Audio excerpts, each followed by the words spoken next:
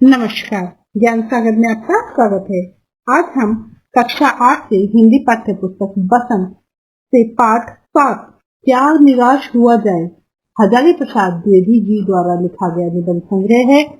इसको पढ़ते हैं, उनके विचारों को जानते हैं और इस बीच अगर हमारा वीडियो आपको पसंद आए तो लाइक कीजिए, कमेंट कीजिए और प्लीज चैनल पर नए हैं तो सब्सक्राइब कीजिए। चलिए पाठ शुरू करते हैं। क्या निराश हुआ जाए। मेरा मन कभी कभी बैठ जाता है। मन का बैठने का अर्थ होता है स्तंभ रह जाना और अचंभित रह जाना। समाचार पत्रों में ठगी, डकैती, चोरी, तस्करी और भ्रष्टाचार के समाचार भरे रहते हैं।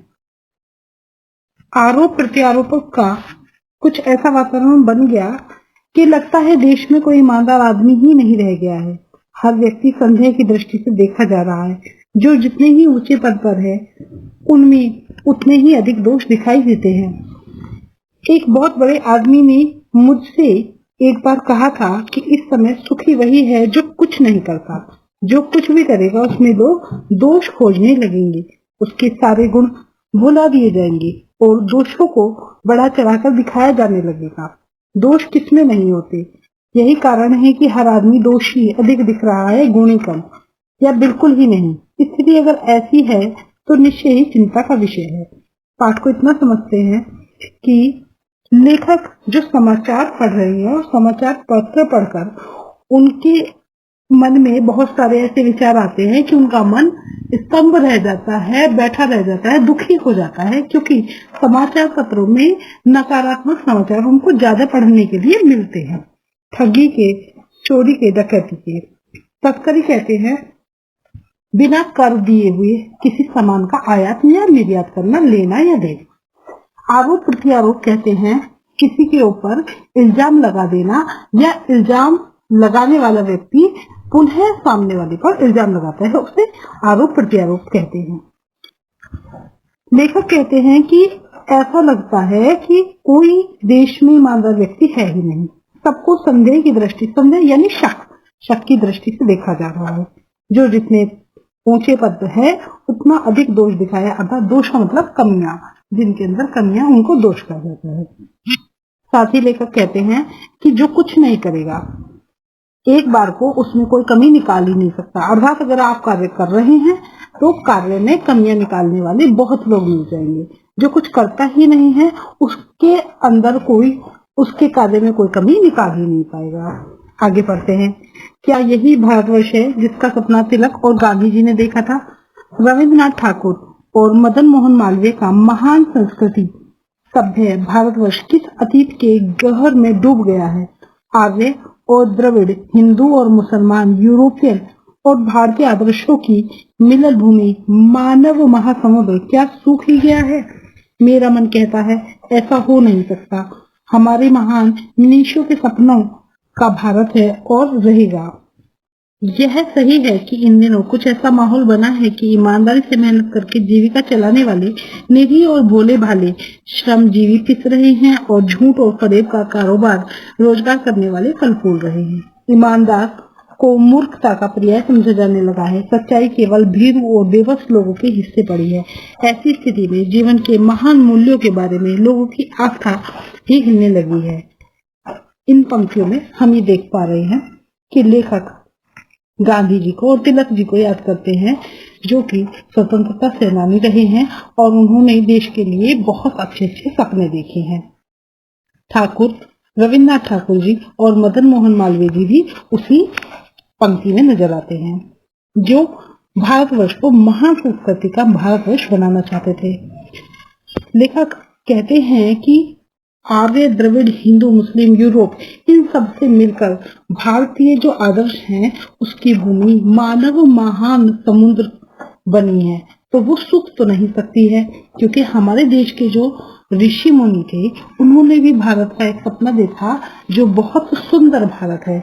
तो लेखक कहते हैं कि ईमानदारी से काम करने वाले लोग आज थोड़े परेशान हैं। जो भोले भाले श्रमजीवी हैं अर्थात मेहनत करने वाले लोग हैं वो कहीं ना कहीं पिस रहे हैं। झूठ फरेब का काम करने वाले लोग फल फूल रहे हैं, यानी उन्नति कर रहे हैं। कभी कभी ऐसी स्थिति आ जाती है कि ईमानदार जो लोग हैं उन्हें लोग मूर्ख समझने लगते हैं, जो भोले हैं उनको।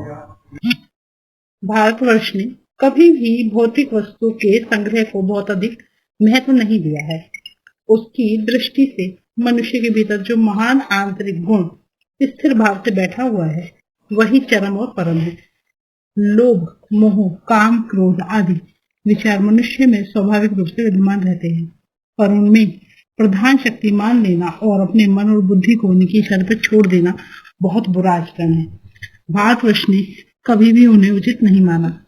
उन्हें सदा संयम के बंधन में बांधकर रखने का प्रयत्न किया है, परंतु भूख की अपेक्षा नहीं की जा सकती, बीमार के लिए दवा की अपेक्षा नहीं की जा सकती, गुमराह को ठीक रास्ते पर ले जाने के उपाय की अपेक्षा नहीं की जा सकती।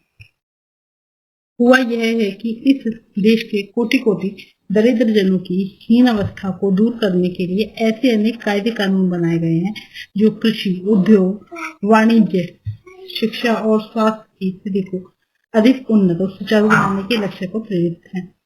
परंतु जिन लोगों को इन कार्यों में लगना है उनका मन सब समय पवित्र नहीं होता। प्राय वे ही लक्ष्य को भूल जाते हैं और अपनी ही सुख सुविधाओं की ओर ज्यादा ध्यान देने लगते हैं। इन पहरे में लेखक हमको उन लोगों के विषय में बता रहा है जिनके पास जिम्मेदारी है कर्तव्य निष्ठा बनाए रखने की और उन्हें अपने कर्तव्य का पालन करने से वो चूक रहे हैं। ऐसे बहुत सारे दरिद्र, कोटि कोटि करोड़ों दरिद्र जन हैं जो हीन अवस्था है में है, लेकिन उनके लिए जो कायदे कानून बनाए गए हैं उनको उन्नति पे लाने के लिए जिन लोगों को इन कार्यों में लगना है वो उन कार्यों को पूरा नहीं कर रहे हैं, लक्ष्य को भूल रहे हैं और सुख सुविधाओं की ओर ध्यान दे रहे हैं। इसी पैसेज के ऊपर जो पहरा है उसमें लेखक बता रहे हैं कि जो भौतिक वस्तुएं हैं उनके संग्रह को कभी भी हमारे भारतवर्ष में महत्व नहीं दिया। भौतिक वस्तुएं वो होती हैं जिनसे हमें सुख मिलता है, जैसे हमारे घर में जो विद्युत सामान है, पंखा है, कूलर है, ये सब चीजें विद्युत संग्रह हैं। और अदर चीजें हैं, दूसरी चीजें हैं जिनसे हमें सुख सुविधाएं मिलती हैं, जैसे हम चूल्हे पे न बनाकर गैस में बनाते हैं, तो ये हमारी भौतिक सुविधाएं हैं, वस्तुएं हैं। इस तरह से लोग क्या कर रहे हैं, अपनी सुविधाओं की चीजों को इकट्ठा कर रहे हैं और जो उनके अंदर आंतरिक गुण है वो मनुष्य के अंदर जो है उनकी जो अच्छाई है वो ही चरम और परम है, अर्थात वही सबसे महत्वपूर्ण है। मनुष्य के अंदर काम, क्रोध, लोभ, मोह ये सब होता ही है, यानी हमारे मन में काम भी होता है, क्रोध होता है, लोभ होता है, ये एक मनुष्य की गुण है। लेकिन हमें ये देखना है कि हम अपनी मन को और बुद्धि को उनके भरोसे न छोड़ के उन पर संयम बनाए रखें और संयम के बंधन को बनाए रखें। भूख की अपेक्षा नहीं की जा सकती। लेखक कह रहे हैं कि अगर हमें भूख लगी तो हम उसे अपेक्षित नहीं कर सकते, हम भूखे नहीं रह सकते। बीमार को दवा चाहिए ही चाहिए, गुमराह को ठीक रास्ते पे लाने का उपाय करना ही पड़ेगा। और जो लोग अपने कर्तव्य से दूरी बनाए रखे हैं उनके लिए भी कोई ना कोई उपाय करना ही पड़ेगा। इस बात की पर्याप्त प्रमाण खोजे जा सकते हैं कि समाज के ऊपरी वर्ग में चाहे जो भी होता रहा हो, भीतर भीतर भारतवर्ष अब भी यही अनुभव कर रहा है कि धर्म कानून से बड़ी चीज है। धर्म कानून से बड़ी चीज है, लेखक इस बात को कह रहे हैं। अर्थात धर्म हमको सही रास्ते पे अगर चला रहा है और हमें कर्तव्य के पथ पर हमको आगे बढ़ा रहा है तो हमें कायदे कानून मानने की भी जरूरत नहीं पड़ेगी, क्योंकि हम उचित रूप से सही रास्ते पर चल ही रहे हैं। यानी हमें दबाव डालने की कोई जरूरत नहीं पड़ेगी, हम सत्मार्ग पर चल ही रहे होंगे। भीतर भीतर भारतवर्ष अब भी अनुभव कर रहा है कि धर्म कानून से बड़ी चीज है। यही बात पर जोर दे रहे हैं लेखक। अब भी सेवा, ईमानदारी, सच्चाई और आध्यात्मिकता के मूल्य बने हुए हैं। वे दब अवश्य रहे हैं लेकिन नष्ट नहीं हुए हैं। आज भी वह मनुष्य से प्रेम करता है, महिलाओं का सम्मान करता है, झूठ और चोरी को गलत समझता है, दूसरे की पीड़ा पहुंचाने को पाप समझता है, झूठ और चोरी को गलत समझता है, दूसरे की पीड़ा पहुंचाने को पाप समझता है। हर आदमी अपने व्यक्तिगत जीवन में इस बात का अनुभव करता है। समाचार पत्रों में जो भ्रष्टाचार के प्रति इतना आक्रोश है, आक्रोश का अर्थ है गुस्सा है। हम जो बगावत करते हैं, गुस्सा करते हैं कि ऐसा क्यों है, गलत चीजें क्यों हो रही हैं। यही साबित करता है कि हम ऐसी चीजों को गलत समझते हैं। अगर हम इन चीजों पर गुस्सा कर रहे हैं, चोरी, डकैती, बेईमानी, तो इसका मतलब हम इंसानियत के मूल्यों को अच्छा समझते हैं और इन चीजों को गलत समझते हैं। समाज में उन तत्वों की प्रतिष्ठा कम करना चाहते हैं जो गलत तरीके से धन और मान संग्रह करते हैं। लेखक कहते हैं कि हाँ, गलत चीजों के गलत रास्ते से कोई व्यक्ति आगे जरूर बढ़ सकता है, लेकिन उसे लोग गलत समझते हैं, उसकी प्रतिष्ठा कम होती है। दोषों का पर्दाफाश करना बुरी बात नहीं है।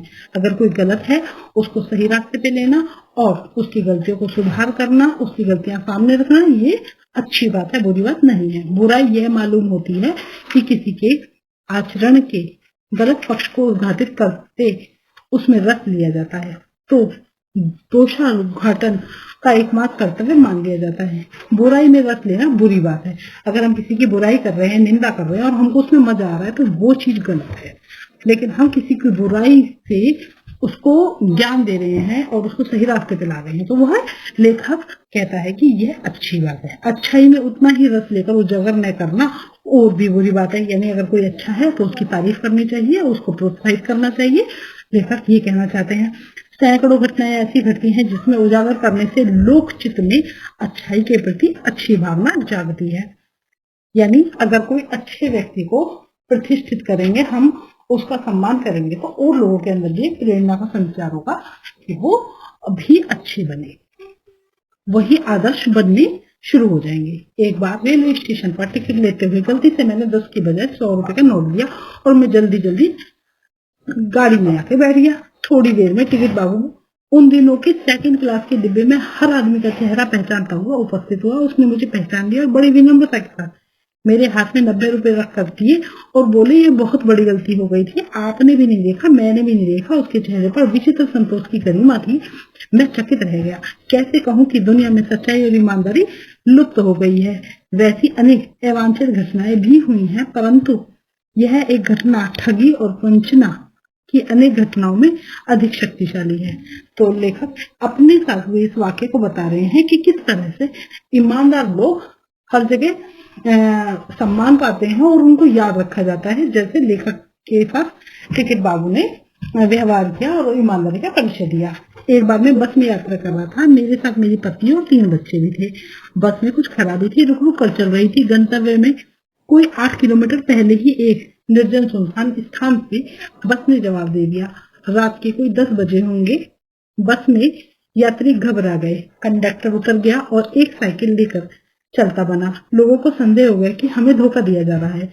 बस में बैठे लोगों ने तरह तरह की बातें करनी शुरू कर दी। किसी ने कहा, यहाँ तो डकैती होती है, 2 दिन पहले किसी तरह एक बस को लूटा गया था। परिवार सहित अकेला मैं ही था। बच्चे पानी पानी चिल्ला रहे थे। पानी का कहीं कोई ठिकाना नहीं था। ऊपर से आदमियों का डर समा गया था। कुछ नौजवानों ने ड्राइवर को पकड़कर मारने पीटने का हिस्सा बनाया था। ड्राइवर के चेहरे पर हवाइयां उड़ने लगी। लोगों ने उसे पकड़ लिया। वह बड़े कातर ढंग से मेरी ओर देखने लगा और बोला, हम लोग बस का कोई उपाय कर रहे हैं, बचाइए, ये लोग मारेंगे। डर तो मेरे मन में भी था, पर उसकी कातर मुद्रा देखकर मैंने यात्री को समझाया कि मारना ठीक नहीं है। यहाँ पर जो कातर मुद्रा है वो दयनीय स्थिति में आई हुई दया भाव से देखती हुई जो ड्राइवर की आंखें हैं उनके लिए कहा गया है। परंतु यात्री इतने घबरा गए कि मेरी बात सुनने को तैयार नहीं थे। कहने लगे, इसकी बातों में मत आइए, धोखा दे रहा है। कंडक्टर को पहले ही डाकुओं के यहाँ भेज दिया है। तो वो सुनसान जगह पे जब बस खराब हो गई तो लोग डर गए थे। और फिर आगे क्या हुआ ये देखकर आपको बड़ा अच्छा लगेगा। कहानी सुनिए। मैं भी बहुत भयभीत था। अर्थात एक बार को लोगों की भीड़ की बात सुनकर लेखक भी थोड़े डर गए थे, पर ड्राइवर को किसी तरह मारपीट से लेखक ने बचा लिया। 1.5-2 घंटे बीत गए। मेरे बच्चे भोजन पानी के लिए व्याकुल थे। मेरी और पत्नी की हालत बुरी थी। लोगों ने ड्राइवर को मारा तो नहीं, पर उसे बस से उतारकर एक जगह घेर रखा था। कोई भी दुर्घटना होती तो पहले ड्राइवर को समाप्त कर देना उनको उचित जान पड़ रहा था। मेरे गिड़गिड़ाने का कोई विशेष असर नहीं पड़ा। इसी समय क्या देखता हूँ कि एक खाली बस चली आ रही है। उस पर हमारा बस कंडक्टर भी बैठा हुआ है। उसने आते ही कहा, अड्डे से नई बस लाया हूँ, इस बस पर बैठिए। वह बस चलने लायक नहीं है। फिर मेरे पास एक लोटे में पानी और थोड़ा दूध लेकर आया और बोला, पंडित जी, बच्चों का रोना मुझसे देखा नहीं गया, वहीं दूध मिल गया, थोड़ा लेता आया। यात्रियों ने फिर जान आई। सबने उसे धन्यवाद दिया, ड्राइवर से माफी मांगी। 12 बजे से पहले ही हम लोग बस अड्डे पर पहुंच गए। कैसे कहूं कि मनुष्यता एकदम समाप्त हो गई, कैसे कहूं कि लोगों में दया माया नहीं रही। जीवन में जाने कितनी ऐसी घटनाएं हुई जिन्हें मैं भूल नहीं पाया, भूल नहीं सकता। ठगा भी गया हूँ, धोखा भी खाया है, परंतु कम स्थलों पर विश्वासघात नाम की चीज भी मिली है। केवल उन्हीं बातों का हिसाब रखो जिनमें धोखा खाया है, तो जीवन कष्टकर हो जाएगा। परंतु ऐसी घटनाएं बहुत कम नहीं है जब लोगों ने अकारण सहायता की है, निराश मन को ढांढस दिया है, हिम्मत बनाई है। कविवर रविंद्रनाथ ठाकुर ने अपनी प्रार्थना गीत में भगवान से प्रार्थना की थी कि संसार में केवल नुकसान ही उठाना पड़े, धोखा ही खाना पड़े, तो ऐसे अवसरों पर भी हे प्रभु, मुझे ऐसी शक्ति दो कि मैं तुम्हारे ऊपर संदेह ना करूं। मनुष्य की बनाई हुई विधियां गलत नतीजे पर पहुंच रही हैं, तो इन्हें बदलना होगा। वस्तुतः आए दिन इन्हें बदलना ही जा रहा है, लेकिन अभी आशा की ज्योति बुझी नहीं है। महान भारतवर्ष को पाने की संभावना बनी हुई है, बन रही है। मेरे मन निराश होने की जरूरत नहीं है। तो लेखक अंतिम रूप से उपसंहार के रूप में हमें ये बता रही हैं कि किस तरह से उनके साथ जीवन अनुभव में बहुत लोग उन्हें नकारात्मक मिले, जिन्होंने उन्हें ठगा, धोखा दिया, विश्वासघात किया, लेकिन ऐसे लोग भी मिले जिन्होंने सहायता करी। हमारे मन की भी बात है कि हम कौन सी बातें याद रखते हैं, दुख वाली या सुख वाली, अच्छी या बुरी। हमें सकारात्मक होकर आगे बढ़ना है, हमें सिर्फ बुराइयां नहीं ढूंढनी, अच्छाइयां भी ढूंढनी है। इसी बीच में वो रविन्द्रनाथ ठाकुर जी के जो गीत हमको बता रहे हैं, वो उनका लिखा हुआ गीत है आत्मत्राण, जिसमें वो कहते हैं कि विपदाओं से मुझे बचाओ, ये मेरी कामना नहीं है, लेकिन मेरे को इतना संबल दे दो कि मैं उनको, मेरे को इतनी शक्ति दे दो हे प्रभु कि मैं उन विपदाओं से पार कर जाऊं। अगर मुझे कोई धोखा उठाना पड़े, नुकसान उठाना पड़े, तो मैं वो भी सह लूं, लेकिन मुझे ईश्वर तुम पर कोई संदेह ना हो। तो ऐसी शक्ति रविन्द्रनाथ ठाकुर अपने गीत में मांग रहे हैं, आत्मत्राण में मांग रहे हैं। और ऐसी ही बात हजारी प्रसाद द्विवेदी जी कह रहे हैं कि मनुष्य की बनाई हुई गलतियां, मनुष्य की बनाई हुई जो विधियां हैं, वो गलत नतीजे पर पहुंच तो रही हैं, लेकिन उन्हें बदलना होगा। अगर हमारा विचार गलत है तो हम गलत हो सकते हैं, लेकिन हमें उन्हें बदलने की भी जरूरत है। और महान भारतवर्ष को पाने की संभावना बनी रहे, इसके लिए हमारे मन को निराश होने की बिल्कुल जरूरत नहीं है, क्योंकि भारतवर्ष महान ही है। हमें ऐसे विचार को मन में रखना चाहिए और अपने देश को उन्नत बनाते रहना चाहिए। आशा है आपको यह वीडियो पसंद आई होगी। यह विचार लेखक के बहुत सटीक आपको पसंद आए होंगे। वीडियो पसंद आई है तो प्लीज लाइक कीजिए, मुझे कमेंट करके अपने विचार बताइए। भारत माता की जय जरूर लिखें कमेंट में। अगर चैनल पर नए हैं तो चैनल को प्लीज सब्सक्राइब करके जाइए, बेल आइकन दबाइए। आज के लिए इतना ही, बने रहिए ज्ञान सागर में। धन्यवाद।